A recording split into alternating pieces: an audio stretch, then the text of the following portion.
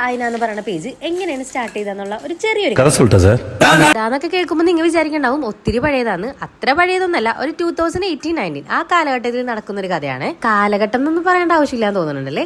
അത്ര ഒന്നുമില്ല, ഒരു 5-6 വർഷം മുമ്പ്, അത് മതി. ഈ ഒരു കാലഘട്ടത്തിലായിരുന്നു, ഈ ഒരു ടൈമിലായിരുന്നു എന്റെ ലൈഫിലെ ഏറ്റവും ഇമ്പോർട്ടന്റ് ആയിട്ടുള്ള 2 പേര് വന്നിട്ടുണ്ടായിരുന്നു.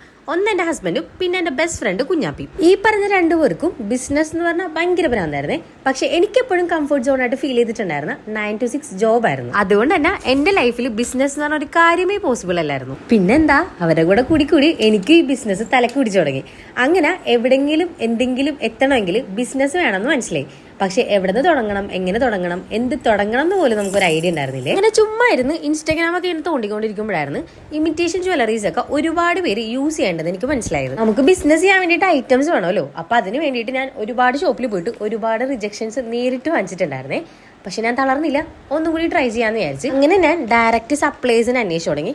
അന്വേഷിച്ച് അറ്റ് ലാസ്റ്റ് എനിക്കൊരു സപ്ലയറിനെ കിട്ടി. പിന്നെന്താ, ഐറ്റംസ് ഒക്കെ കയ്യിൽ കിട്ടി തുടങ്ങി. ചെറിയൊരു എമൗണ്ട് വെച്ചിട്ടായിരുന്നു ഞാൻ ആദ്യം വാങ്ങിച്ചിട്ടുണ്ടായിരുന്നത്. ഐറ്റംസ് ഒക്കെ കിട്ടിയിട്ടുള്ള അടുത്ത ടാസ്ക് എന്ന് പറഞ്ഞാൽ ഇൻസ്റ്റാഗ്രാം പേജ് സെറ്റ് ചെയ്യണം, ഒരു ബ്രാൻഡ് നെയിമും സെറ്റ് ചെയ്യണം. അതായിരുന്നേ.